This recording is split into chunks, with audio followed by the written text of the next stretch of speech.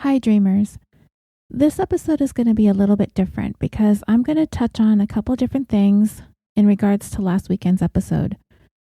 I had a different bonus planned, but I've put that on hold until next week, and this is kind of causing me to fall behind a little bit, so hopefully Sunday's episode will be ready in time.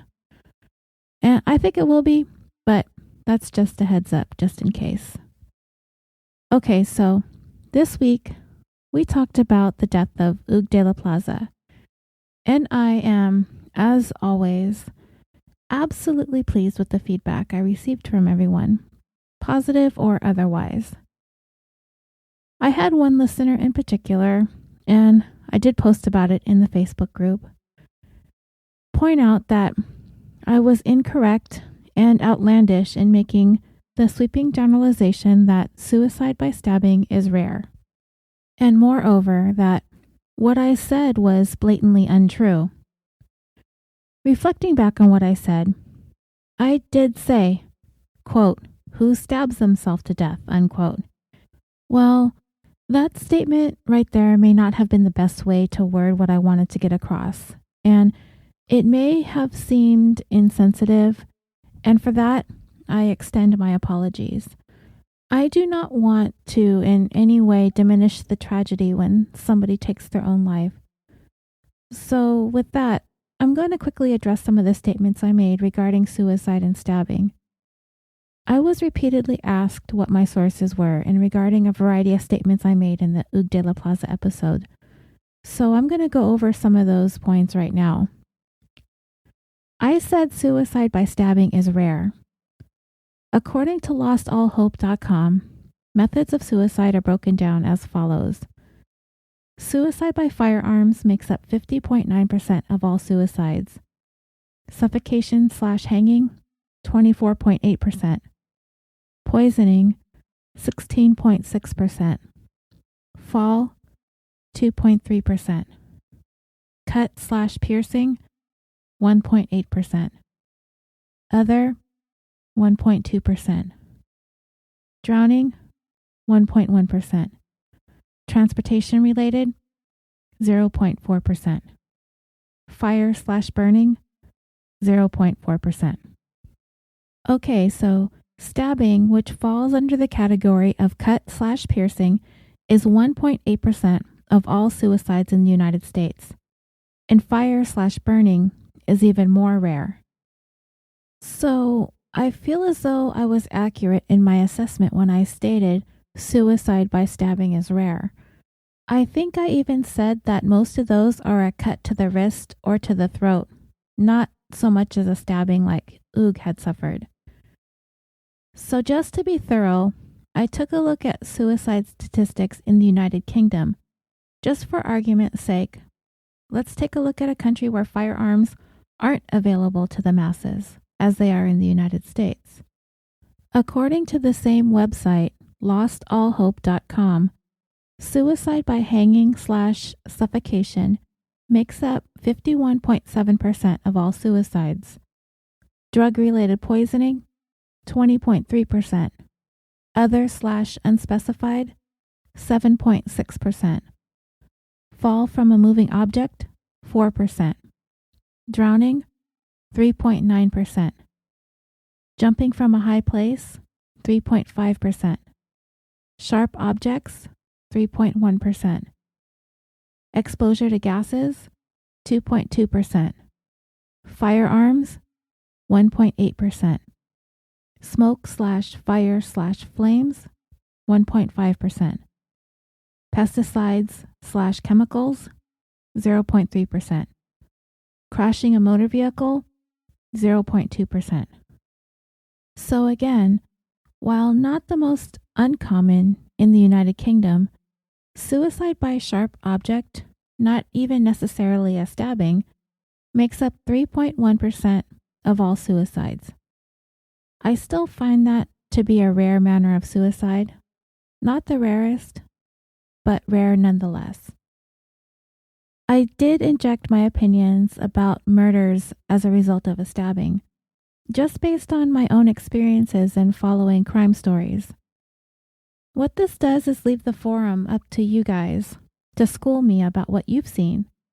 When I say stuff like, it seems difficult to stab someone to death, that's an opinion. I'm not stating facts. But I have based my opinion on a few things: articles I read about stabbings, necessary force, and grades of knives. I read several studies about knives and how the ability to murder someone with a knife and the amount of force it takes in order to effectively pierce a victim's body with a knife is dependent on a number of factors involving the grade, quality, durability, and sharpness of the knife. I also read a couple of articles about the nature of the state of mind of a person who chooses stabbing as their method of murder. Why do people pick stabbing? Ease of access to knives? Is it because it's quieter than a gun? Is it because it's personal? While researching Hugues' case, I read an article about what sets those who choose a knife over a gun says about them. Have you guys heard that when a person commits a murder that involves physically connecting with the victim, such as strangulation or stabbing, that it often speaks to a high level of anger and rage, with usually a personal connection to the victim? I've heard that too, and that's because it's based on things forensic psychologists have come to determine when studying these close quarters types of murders. You've heard it said, it's personal, there's a connection, it's provocative, it's visceral. There is a markedly high level of emotion that goes along with these types of killings that just isn't present when a murder is committed with a firearm. So then I started thinking about some of the bigger cases that all of us are very, very familiar with, like the stabbing deaths of Travis Alexander by Jodi Arias, or Kitty Genovese by Winston Moseley, or Nicole Brown and Ron Goldman by O.J. Simpson. These were stabbings, right? And knowing what we know about each of these cases, especially the ones where we've been able to see detailed pictures of the crime scenes, I formulated an opinion that to stab someone might not be that simple. If you think it's easy to stab someone to death, enlighten me. My opinion isn't the end all. I can't speak from personal experience because I've never stabbed someone, nor have I been stabbed. And I've also come to think that it seems difficult to stab someone to death because it's possible to be stabbed a whole bunch of times and survive. And if the intent was to kill, then certainly a great deal of effort was put forth all for naught. The fact that I've never seen a stabbing suicide in any case that I've ever read or watched anything about doesn't mean that it never happened. I just have never seen a case where it happened. If you have, great. Jump on social media and tell me about it. I'm all ears. A couple of you guys, including the listener who emailed me about all this, brought up singer-songwriter Elliott Smith. His is a more questionable case of whether or not it was suicide or homicide, and I believe it still officially hasn't been settled as to which it is. I'm not going to get into a debate about whether or not his death was a suicide or not, but it certainly seems more plausible because there was another person present at the death scene, and her fingerprints were on the knife, as she claims to have been the one to pull it out of his chest when she discovered him stabbed. His case still doesn't bolster my opinions about suicides by stabbings. Even if it was a suicide, it hasn't been proven as such, and it may never be. And if his death were to ever be ruled definitively a suicide, it would still fall into the category of an extremely rare manner of suicide. Maybe we can delve into that case sometime in the near future. I didn't look too deep into his case before I started writing this bonus because there is another case a listener brought up to me that I wanted to take a look at today. It's another unsolved case out of San Francisco that involves a stabbing. Many times when I'm researching a story, I look at different articles and I formulate an opinion. I just rattled off a bunch of statistics, and that was probably actually really boring to listen to. Instead of sitting here and droning on and on and on into the mic, a bunch of numbers and percentages, I take the part that I need for my story. In this case, Hugues' death, I read online that statistically, stabbing suicides are rare, and I turn around and I told you that. If I had to read stats off for everything you and I talked about, I think we'd all be bored to tears. When I talk to you guys about a case, I just don't think you want me to beat you over the head with a bunch of statistics, percentages, graphs, and pie charts. I do very much appreciate this feedback, and I do want to be accountable for what I say. So, when I convey my opinion, I almost always state those things in such a way that it is clear that it's my opinion and my opinion alone. And I will always say stuff like, I think, or it seems to me, or if you ask me, or I don't know, what do you guys think? Always. If not for our individual opinions, what would be the point of being here on social media and discussing and debating? So with that being said, if I make a statement, such as, for example, suicide by stabbing is rare, obviously I frame that as a fact. And when I do, it's because I did research on it, and I came to the conclusion that it's an actual fact. And if I find a fact that I am unsure of, I will say stuff like, I don't know if this is a fact or not, or one article speculated this, blah, blah, blah. I like to think I've been crystal clear about what is fact, what's been speculated about, and what my opinions are. And of course, dreamers, your opinions are always, always welcome. Okay, moving on now. So like I said, a listener named Tony, hi Tony, thanks for the recommend. He mentioned a case that has some eerie similarities to Hugues' case. And it's important because it is still unsolved. The victim's name is Philip DiMartino. He was killed on or around July 30th, 2010, inside his apartment. Now, what makes this case similar to Hugues is a couple of things. First, Philip lived in the same Hayes Valley neighborhood as Hugues. Also, he was stabbed to death, for sure, in a homicidal way. There's no doubt about that. The DNA of the killer is believed to have been left behind at the scene. Philip's apartment was also locked when he was discovered dead, and investigators have said that there does not appear to be any signs of forced entry. So what does that mean? That maybe Philip was familiar with the person who attacked him? It kind of seems possible since the person didn't break in. Maybe Philip left his door unlocked and someone came in randomly? I don't know, I kind of like the acquaintance theory. But the thing about that is, if the killer was someone Philip knew and was comfortable with, and that person left their DNA behind, wouldn't the killer likely be someone in Philip's personal or social circles? There is so little information out there about his case, and I haven't read anything that said that all of Philip's known friends, family, and co-workers have submitted DNA samples for testing and all have been eliminated as to a match to the DNA found at the scene. And if it wasn't someone who was a regular in Philip's life, if it was someone he had just met or was getting to know or connected with online, there should have been a digital trail of all that stuff, shouldn't there?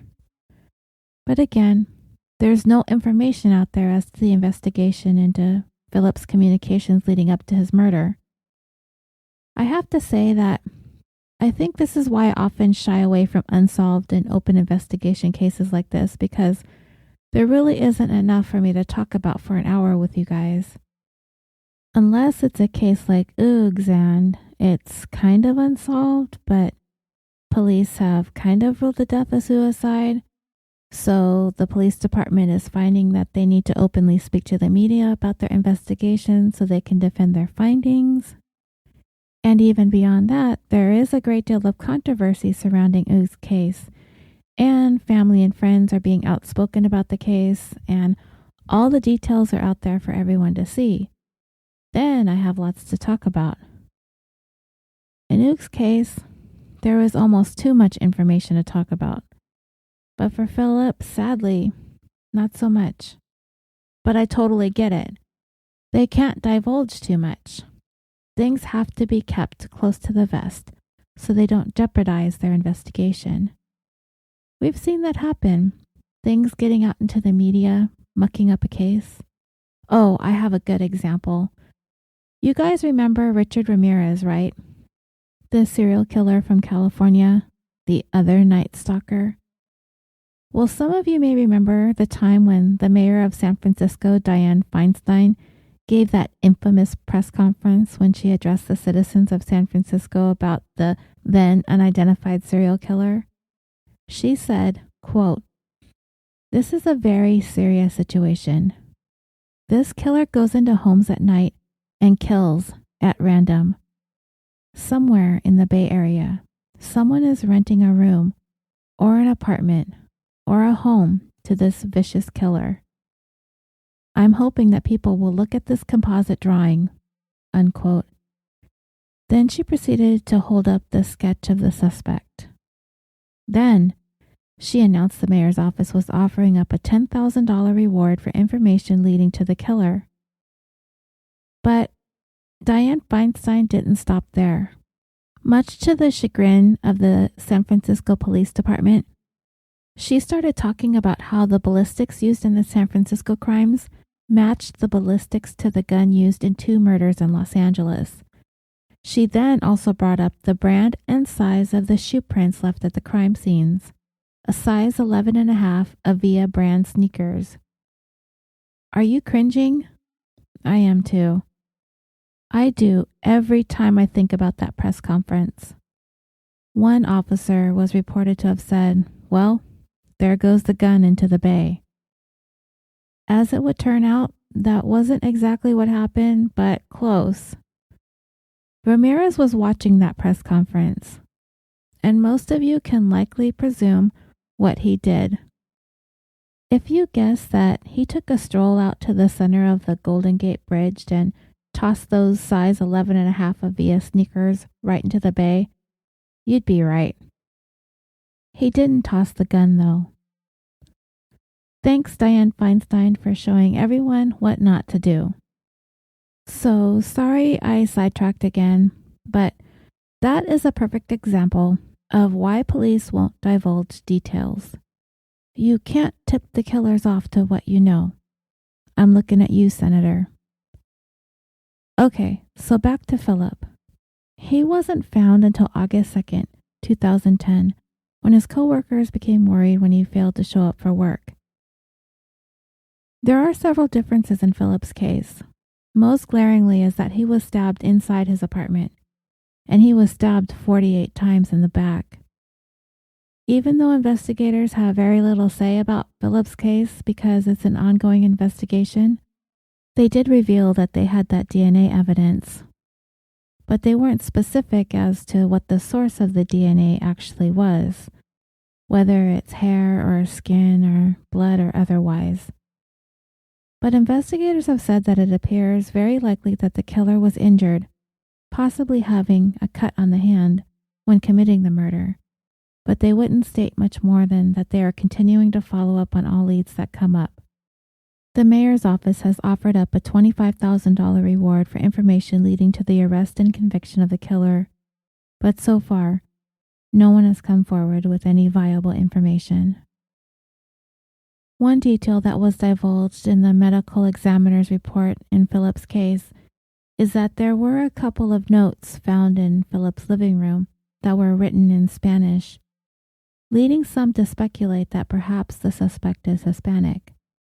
But again, investigators would not discuss what the notes said, if they pointed to any motive, or if they were perhaps written by Philip himself or someone else. It's been speculated, kind of like how I speculated in Hugues' case, that perhaps Philip met up with someone or had a date that went wrong. But police would neither confirm nor deny that either. The victim's sister, Lisa DiMartino, has said in previous interviews that she thinks Philip had been at the Badlands, a nightclub located in the Castro district. I didn't know what the Castro district was, so I looked it up. And the district has quite a rich and interesting history. According to the SF Gate District.com. The area used to be dairy farms and dirt roads, but now is one of the most popular and vibrant communities in San Francisco. It remained a relatively quiet, working-class neighborhood following World War II. But as the 60s and 70s approached, gay men began purchasing some of the old Victorian homes at bargain prices, and soon this neighborhood was named after its busiest thoroughfare, Castro Street. And with the strong support and activism of that period of time, a community was built with tremendous political and economic strength. And with that came a place for residents of the area to feel safe in the predominantly gay community. And following that up with the assassination of openly gay San Francisco supervisor Harvey Milk and the impact the AIDS epidemic was having on the Castro District community, it brought its residents together even more so. Everyone was an advocate for everyone else in the community. The Castro District wasn't just a place to be openly gay, but it was a place that celebrated the gay and lesbian population. So today, the Castro District is a tourist destination that is busy on any given day, but really comes to life at night, and is considered a relatively safe place. So, as I was saying, Philip's sister believes that he had gone to a nightclub the same night that he was murdered. And yes, Philip was gay. So what could have happened? I would like to think that the San Francisco Police Department did their due diligence when investigating Philip's murder. I was kind of curious, though, as to the nature of the relationship between the SFPD and the gay community. And what I found was somewhat troubling. I read an article on QWERTY.com from 2016 that reported an alarming number of racist and anti-gay text messages that were being exchanged between several San Francisco Police Department officers. The article also said that the texting scandal began when 14 SFPD officers were called out for exchanging those racist and homophobic texts with one another between 2014 and 2015. And that a year later, 5 more officers were found to be exchanging offensive text messages, often using the N-word, as well as derogatory language directed towards the LGBTQ community. What caught my attention is what San Francisco District Attorney George Gascon had to say about it. He said, quote, "It is horrifying from a purely operational standpoint. Here we go again, having to spend a lot of time trying to figure out how many cases have been impacted. On a moral level, it is also horrifying because it shows that racial and homophobic bias is impacting the quality of the administration of justice," unquote. Okay, when I read what the district attorney had to say about this overwhelming sadness came over me thinking about Philip's case. He was murdered in 2010. The racism and homophobia wasn't really uncovered and dealt with until after 2014 or 2015. So that means Philip's death happened on that watch, where homophobic cops were rampant on the San Francisco police force. Is it possible they brushed Philip's death aside because he was gay? Could that possibly be the reason why this is unsolved? It's really hard to wrap my head around that. Allowing a violent killer to roam free in the community that trumps solving a murder case all because the victim was gay? I probably wouldn't even thought of that as a possibility in Philip's case if I hadn't read that article about the scandal surrounding the SFPD. So, it's closing in on 8 years since Philip was murdered. If anyone has any information regarding the murder of Philip DiMartino, you're asked to call the Homicide Unit at area code 415-553-1145. The anonymous tip line is 415-575-4444. You can text a tip to 847411 and type SFPD and then your message. And as for Hugues de la Plaza, his $100,000 reward still stands today. I visited his parents' blog at huguesdelaplaza.blogspot.com, and there hasn't been much activity there since 2009 when the blog was posted. Anyone with information regarding Hugues' death can call 800-989-7551. His parents, Francois and Marielle de la Plaza, I feel so terrible for them. They have their mailing address listed there as well. If anyone who has information wants to contact them directly, they can do so anonymously. Thank you all so much for bearing with me as I rambled all over the place at the beginning of this bonus episode. I know many of you listening get me, and I want to get all of you too. And I'm so very open to hearing your opinions and ideas, theories, suggestions, ideas, criticisms, all of that. And I appreciate everyone who reaches out to me to challenge me and to get me to think and to keep me accountable for what I say. And if I'm wrong, I can own that, and I'll be the first one to make it right. I love all of you guys out there listening so much, and I appreciate every single one of you. Thank you always, always, always for listening. And until next time, sweet dreams.